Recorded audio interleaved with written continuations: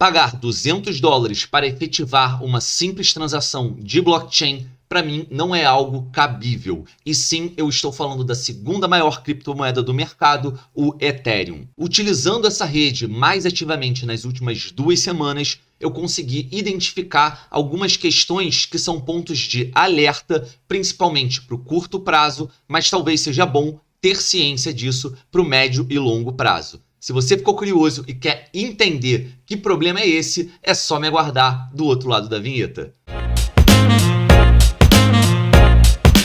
Agora sim, família Liga, sejam muito bem-vindos a mais um episódio da Liga Cripto. Com vocês aqui, Mário, muito prazer. Caso você ainda não esteja inscrito no canal, se inscreva, deixe o seu like, ative o sininho para ficar por dentro das novidades do mercado cripto. E aqui, por acaso, a gente solta pelo menos 2 conteúdos diários, caso você não seja membro, porque aí é muito mais conteúdo, é postagem o tempo todo lá na nossa comunidade do YouTube e vale a pena, caso você ainda não seja membro, verificar esse benefício. Indo direto agora para o assunto principal desse vídeo, esses problemas que giram em torno do Ethereum, apesar da gente ter pontos positivos a se destacar. Para mim, o maior problema que impede de fato a grande escalabilidade da rede do Ethereum são as abusivas taxas de gás. E essas taxas, em tese, nem deveriam ser tão altas, mas a gente vai tratar esse problema como um todo. Primeiro é importante você entender por que essas taxas variam com o tempo. E aí, com o auxílio desse artigo que eu achei aqui na internet, ele explica de maneira resumida por que as taxas de gás de Ethereum flutuam. E, na maioria dos casos, o gás e as taxas do Ethereum são determinados principalmente por uma questão de oferta e demanda entre os mineradores da rede. Isso significa que eles podem recusar uma transação se o preço de gás não atender os seus padrões. Isso também significa que o custo do gás flutua com oferta e demanda de poder de processamento. E, de maneira resumida, o que eu acho que está acontecendo, e eu vou tentar comprovar com alguns números nesse vídeo. A gente teve um aumento recente grande na demanda por Ethereum, na demanda da utilização da rede do Ethereum, só que a oferta de mineradores que estão ali para atender não tem acompanhado essa crescente. E quando ele diz aqui que eles podem recusar a transação se o preço de gás não atender os seus padrões, é nessas horas que eventualmente você tem que fazer como eu e pagar $200 para mintar uma arte NFT, por exemplo. Nesse caso aqui, eu me refiro a uma experiência que eu tive com o Lunartix, que você tinha um preço de mintagem 0.08, mas eu cheguei a pagar quase 0.08 Ethereum só para conseguir mintar a arte, e isso faz com que o meu investimento agregado para conseguir mintar aquela arte tenha elevado muito, inclusive acima do floor price que hoje é vendido a coleção dentro da OpenSea. Esse é o motivo também pelo qual, na maioria das vezes, você tem uma demonstração de taxa média que é muito mais baixa do que de fato é o valor praticado na rede, porque se você paga aquela taxa padrão, você basicamente não consegue muitas vezes realizar a sua operação, concluir essa operação, o que faz com que você tenha que pagar taxas mais caras para conseguir de fato ter a atenção desse minerador e a sua transação seja efetuada. Então, um ponto interessante, aí não é nenhum alerta, mas é bom vocês saberem disso, o preço de gás do Ethereum ele flutua durante o dia exatamente por essa questão de oferta e demanda. Tem momentos do dia que você não tem tanta demanda pelo uso da rede do Ethereum, como tem outros momentos que essa demanda aumenta substancialmente. Então, de maneira geral, às 16 horas UTC, que é o horário universal, você costuma ter um pico de uso na rede. Consequentemente, você tem taxas de gás mais caras.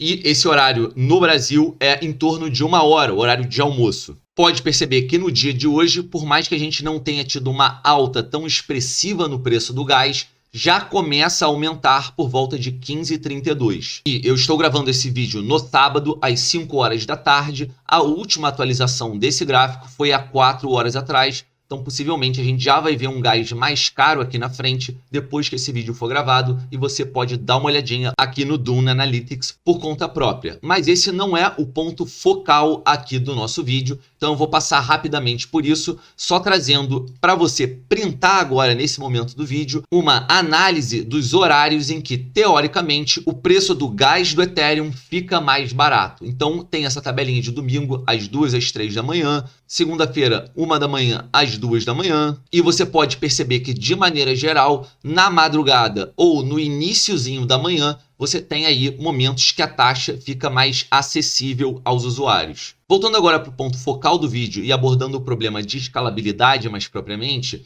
a gente pode ver que o gas price nos últimos 3 meses tem reduzido. E ainda assim, recentemente, eu paguei uma taxa muito cara para mintar uma arte NFT, como eu tinha falado para vocês. E agora entrando nesse gráfico de dificuldade da rede Ethereum, ou seja, do hash rate, a gente pode perceber que no último mês a gente teve um aumento, mas teve uma oscilação muito grande do hash rate. E ao longo do ano, a gente pode perceber que esse hash rate foi aumentando. Isso é bom, porque isso significa que tem mais mineradores disponíveis na rede, por isso o hash rate fica mais difícil. De maneira resumida, o cálculo para você resolver aquela equação e o minerador ter a sua recompensa em Ethereum fica mais difícil, por isso que tem essa relação de dificuldade da rede. Mas o problema que eu pude observar, e aí eu não tenho um gráfico que compile tudo isso para a gente bater o martelo, mas o que eu pude observar é que, por mais que o hash rate do Ethereum tenha crescido e venha aumentando ao longo do tempo, ele não acompanhou a crescente demanda de volume que a gente teve, por exemplo, movido primeiro pelo ecossistema dos DeFis, e depois agora, esse momento que a gente está vivendo no ecossistema das NFTs. Isso é facilmente comprovado quando a gente volta aqui para o gas price e pode perceber que o responsável pela maior quantidade de valor pago em gas em transações de Ethereum é o OpenSea, com quase 10% de todo o gás utilizado nas transações. E isso foi nas últimas 24 horas, onde a gente já começa a ter uma redução desse hype, desse volume do mercado de NFTs. Se a gente analisar um pouco mais abaixo, no último mês, o OpenSea foi responsável a 12,39% de todo o gás utilizado. Olhando esses números e o cenário como um todo, ainda vou apresentar o restante dele, essa redução de gás me passa uma impressão de menor uso da rede e não necessariamente um aumento forte do hash rate, e muito menos a ideia de que o Vitalik teria resolvido o problema de escalabilidade dessa questão de gás por transação antes mesmo do Ethereum 2.0 e ninguém estava sabendo disso. Para comprovar essa queda do preço do gás correlacionado com a queda no volume nas transações de toda a rede do Ethereum, eu trouxe aqui alguns dados e, em primeira mão, vou mostrar aqui os dados de DEXs do mercado DeFi, que tem sim um ponto bacana que eu já vou falar. Mas se a gente olhar volume nas DEXs, desde o final de novembro, ali, mais ou menos de 2021, a gente vem tendo um movimento de queda substancial. E eu sei que o mercado cripto sofre como um todo, mas eu estou analisando especificamente os dados e números da rede do Ethereum. Sei também que o macro influencia e muito, mas para mim é muito claro que a gente está tendo uma demanda de utilização da rede muito menor e com o aumento gradativo, apesar de pequeno, do hash rate, a gente vai atingindo gases mais baixos, mas ao mesmo tempo não é o ideal. A gente quer ver uma rede extremamente utilizada com taxas de gás aceitáveis e não a queda do gás por conta de menor utilização. Quando a gente vem aqui para o gráfico mensal, a gente também tem essa percepção de uma queda não tão abrupta, mas uma queda gradativa com o passar do tempo. E quando eu disse que esse problema do gás pode ser um problema voltado agora para o curto prazo, é porque se você pensar no longo prazo, ou seja, pegar tudo que já aconteceu lá para trás e entender como a gente está em relação ao passado, eu acho que a gente caminha muito bem. E aí, mais uma vez, falando de DEXs, a gente pode ter uma noção aqui de volume por ano. Cada ano aqui é uma cor diferente. 2019 nem aparece no gráfico. 2020 a gente tem o início aqui dessas barras rosinhas indicando as primeiras movimentações de volume nas DEXs. 2021 esse mercado cresceu e muito, a gente pode ver aqui as barras laranjas.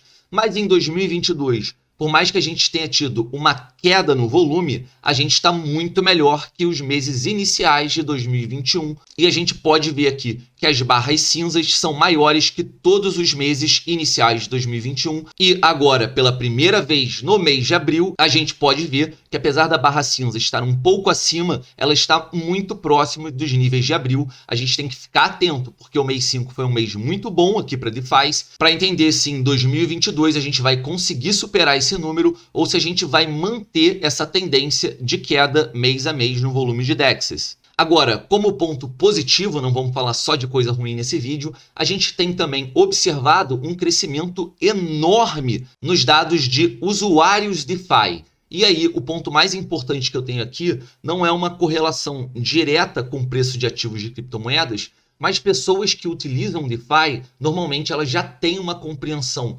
básica para intermediária de como funciona o ecossistema cripto. Você passa a ter percepção, por exemplo, de valor em relação ao Bitcoin e não é só uma percepção de preço. Então, essa expansão dos usuários DeFi, por mais que a gente tenha um dado aqui que é voltado para produtos financeiros e finanças descentralizadas, é muito bom para todo o ecossistema de usuários de criptomoedas a expansão e uso das plataformas descentralizadas, porque se você quer ter de fato um mundo cripto descentralizado, é muito importante que esse número continue crescendo. Mais um gráfico que me traz a impressão muito clara de que a gente está tendo um menor volume, uma menor demanda de utilização da rede do Ethereum, e esse dado é bem direto, é a queima de Ethereum por dia. E a gente pode observar que desde o início ali mais ou menos de janeiro de 2022, a gente vem em franca queda. E nós não estamos queimando menos Ethereum porque os parâmetros de queima mudaram, eles são os mesmos.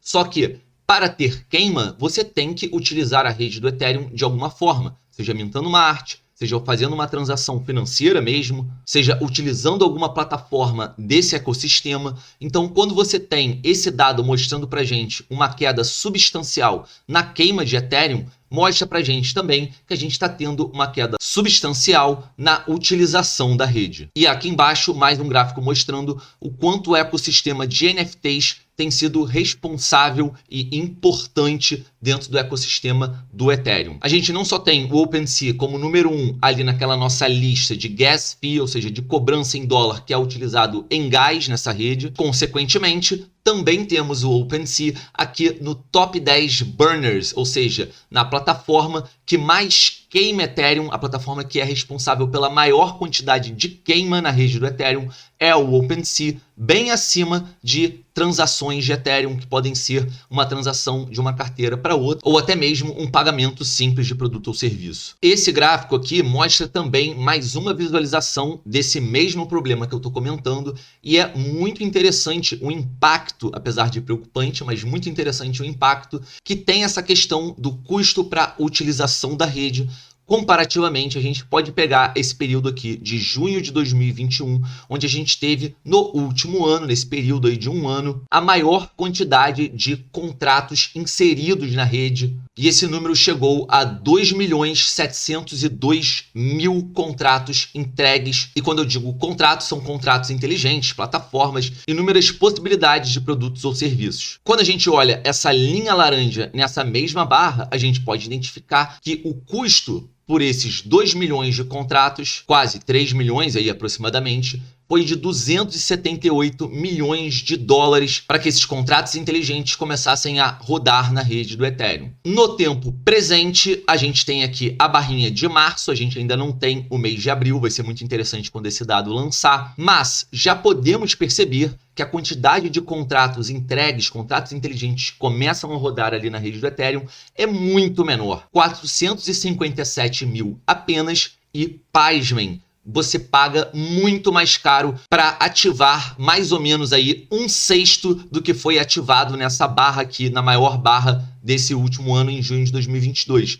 Então você só vai conseguir entregar 457 mil contratos no mês de março, mês passado, mas a gente gastou 340 milhões para efetuar esses contratos. Então, assim, não tem muito mistério. Não tem como uma rede ser extremamente utilizada, ter uma adoção em larga escala com a entrada de muitos contratos inteligentes, sendo que o custo para a entrada desses contratos é muito alto e realmente está muito elevado. E a gente vê o impacto que essa questão das taxas tem feito não só no ecossistema das DEXs, já começa a atingir o mercado de NFTs, mas a gente pode ver aqui que a quantidade de contratos inteligentes no geral na rede do Ethereum diminuiu substancialmente e essa questão de preço, de custo, para mim, está muito atrelada a essa questão. Um ponto importante e bacana, de certa forma, é que o Ethereum continua expandindo o TVL locado para o Ethereum 2.0 para introdução do Proof of Stake na sua rede. Pode ser que com a introdução do Proof of Stake a gente consiga melhorar e muito esses problemas de escalabilidade voltados para a rede, para taxas, e apesar do constante crescimento do TVL voltado para essa finalidade na rede do Ethereum,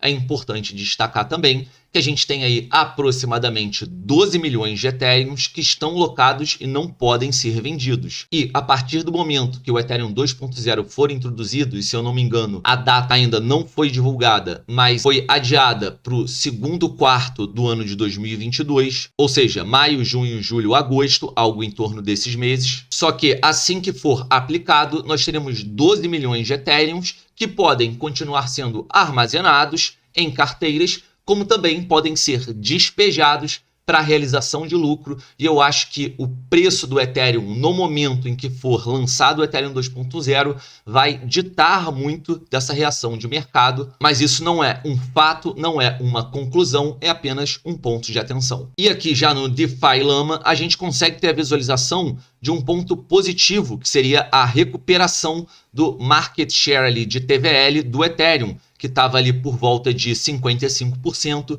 e hoje aumentou 2%. 2% é algo bem considerável, só que eu não diria que foi um aumento do TVL dentro da rede do Ethereum propriamente dito. E, na minha opinião, o que causou esse aumento de market share foi a redução constante de TVL no último mês aqui de abril, em que no início de abril a gente tinha 257 bilhões e agora nós temos algo em torno de 220 bilhões, são 37 bilhões de dólares a menos em TVL e certamente isso impacta as distribuições como um todo no ecossistema. Pode ser que o Ethereum tenha perdido TVL, mas as outras redes perderam muito mais e aí, comparativamente, você aumenta a sua porcentagem do mercado. E essa minha impressão vai muito por conta desses dados que eu trouxe aqui hoje, da queda de queima do Ethereum, queda no volume de DEX, queda no volume de NFTs, que eu acho que inclusive ainda nem trouxe, vou dar uma olhadinha agora. Ah, sim, não tinha mostrado, mas trouxe aqui o gráfico rapidamente, também no Dune Analytics.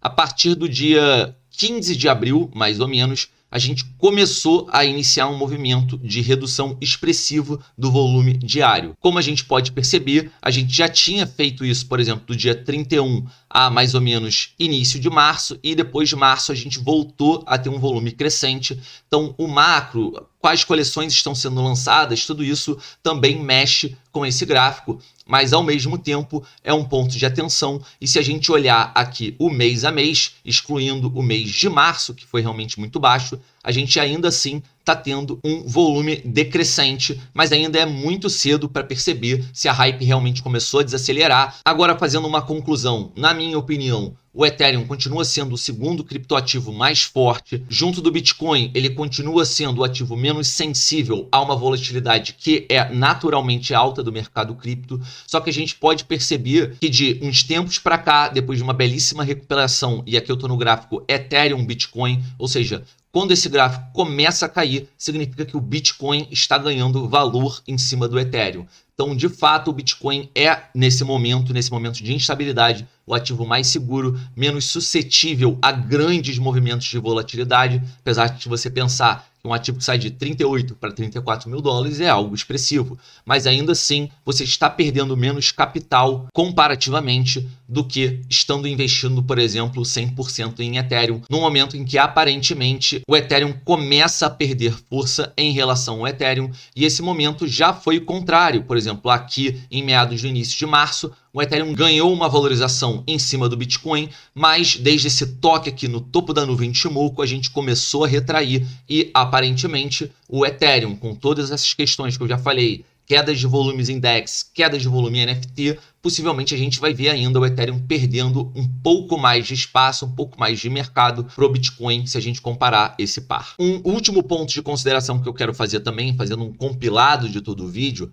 é que, sim, o Ethereum tem problemas, assim como outras blockchains também têm problemas. É mais para você estar ciente desses pontos e conseguir eventualmente fazer uma gestão melhor de capital. Faça suas pesquisas sempre. Não estou induzindo você a vender Ethereum. Eu não estou vendendo os meus Ethereums. O que eu acumulei continua acumulado. Eu acredito e muito na blockchain do Vitalik, mas ao mesmo tempo são questões que a gente tem que ter no radar, porque nada é impossível nesse mercado. Então, não é um vídeo para criar pânico, eu não estou vendendo todos os meus Ethereums, continuo fazendo um DCA com responsabilidade, principalmente em Bitcoin e em Ethereum, diversificando aí o meu risco, e também vou continuar investindo em NFTs até o momento, mas é importante você identificar quando o hype começa a esfriar, quando o mercado fica suscetível a mais dumps ou mais pressões de venda, e é nesse intuito que eu vim trazer mais informações para vocês. Não escolhas, mas informações. Bom, família, esse foi o vídeo de hoje. Eu espero de coração que vocês tenham curtido esse compilado de informações da rede do Ethereum.